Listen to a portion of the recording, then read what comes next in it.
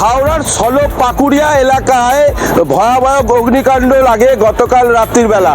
তাই সেই তখন থেকে কিন্তু এখনো পর্যন্ত দেখা যাচ্ছে যে আগুনের তীব্রতা সেই ধরনের রয়েছে। বেশ কিছু বিক্ষিপ্তভাবে দমকলের 6টি ইঞ্জিন এসে আগুন নিয়ন্ত্রণে আনে।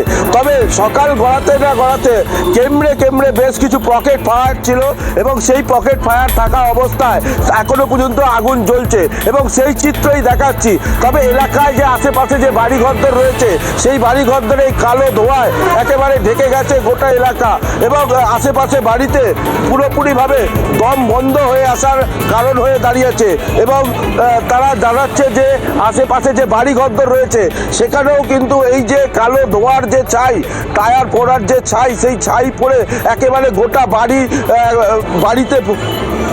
বাড়িতে পড়ে একেবারে নষ্ট হয়ে গেছে এমনটাই দেখা যাচ্ছে।